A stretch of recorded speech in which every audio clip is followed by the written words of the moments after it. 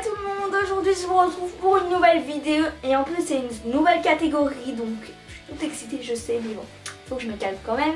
Donc aujourd'hui on entre dans les DIY, je suis super contente d'en faire parce que moi j'adore les regarder, j'adore les faire et j'adore tout simplement. Donc aujourd'hui je vais vous présenter le DIY, une to-do list, donc en anglais, ce qui donne un pense-bête tout simplement en français. Donc du coup ça va vraiment être simple avec des matériaux pas compliqués que tout le monde je pense peut avoir à peu près. Voilà, j'espère vraiment que ça va vous plaire parce que j'ai mis vraiment peu de temps à le faire, même si dans la vidéo ne va pas durer très longtemps. Je crois que c'est dans les environs de 6 ou 7 minutes ou peut-être un peu plus mais pas trop, pas plus. Donc voilà, la vidéo en elle-même sans les présentations dure 6 minutes. Donc c'est pas très long mais en fait elle durait 20 minutes à peu près, c'est juste que j'ai coupé plein de scènes. Donc j'ai vraiment pris du temps et j'espère que ça va vous plaire.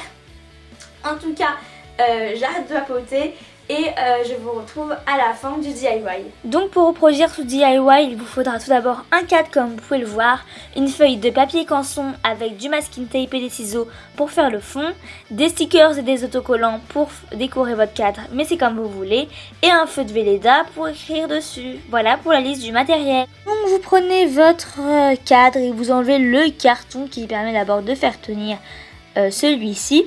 Puis vous enlevez également la vitre en plastique qui va nous permettre d'écrire dessus. Je sais pas si ça marche avec le verre, dites-moi si vous avez déjà testé avec le verre. Moi je préfère pas, voilà, bref.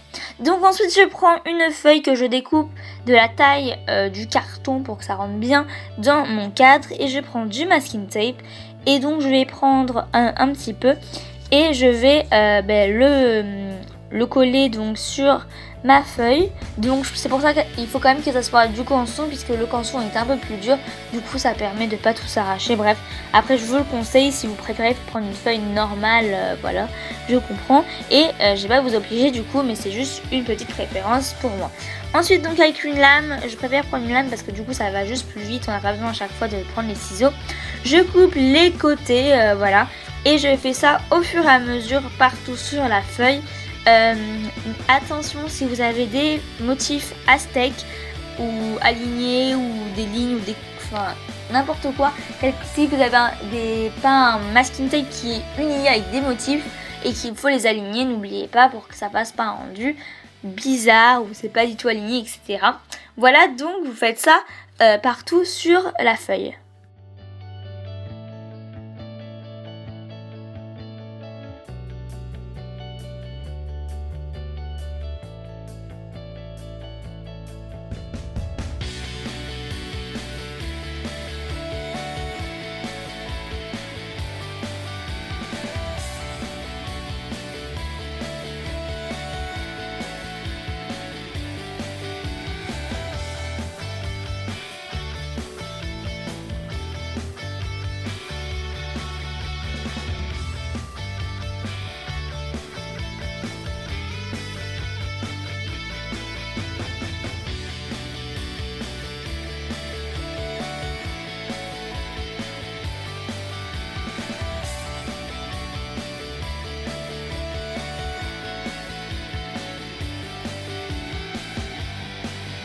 Donc une fois que vous avez terminé de faire toute la feuille, donc voilà, moi j'ai essayé de faire le plus aligné possible. Il y a le surplus que j'en ai eu marre, j'ai eu la flemme de le couper, mais si vous n'avez pas la flemme, faites-le au fur et à mesure, mais moi je préfère le faire à la fin.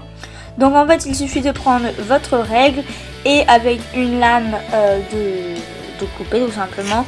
Les ciseaux ça va peut-être plus vite, mais moi au moins je suis sûre que c'est propre et clean, etc.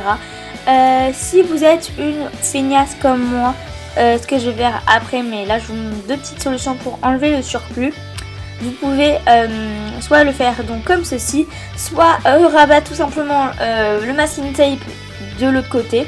Voilà, donc c'est ce que je suis en train de faire pour les petits bords qui dépassent, et pour l'autre côté je le ferai pour juste ne pas avoir à le couper, et aussi ça fait plus propre je trouve, un petit peu plus, mais bon.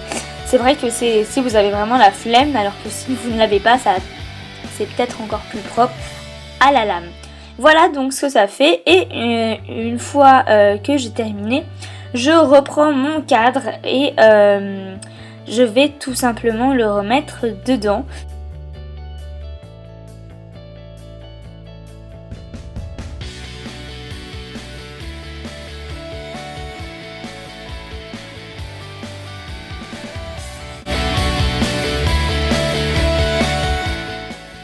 suffit donc de fermer dans l'ordre suivant, de commencer par le plastique, puis par votre feuille et de le fermer avec le carton pour bien pouvoir l'accrocher quelque part. Donc une fois terminé, une fois que tout est bien fermé, voilà ce que la to-do list rend toute simple, toute sobre et voilà ce qu'elle rend une fois terminée.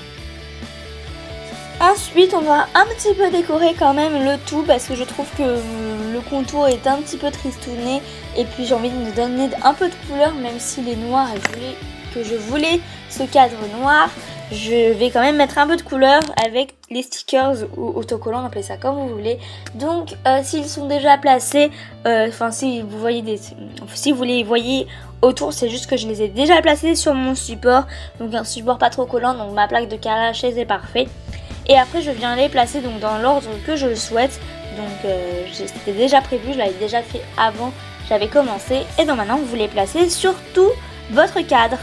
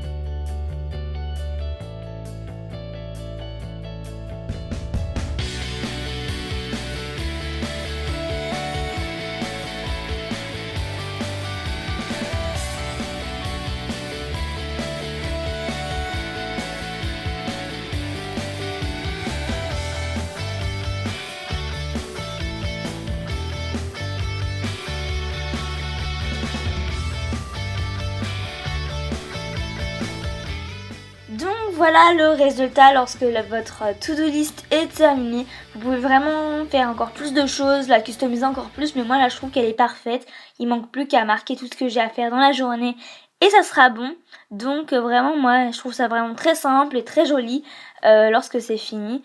Et ça fait vraiment un rendu super. Donc voilà, ce DIY est terminé. En tout cas j'espère qu'il vous a plu. Voilà, comme je vous ai dit au début, moi j'ai vraiment adoré le faire. Donc j'espère que ça vous a plu en tout cas. Si oui, dites-le moi en commentaire. Et si vous voulez d'autres DIY, mettez un petit pouce bleu. Moi j'adorerais en faire d'autres parce que j'ai plein d'idées. Voilà. Bref, j'arrête de papoter. En tout cas, j'espère que cette vidéo vous a plu. Et je vous retrouve mercredi prochain pour une nouvelle vidéo. Ciao!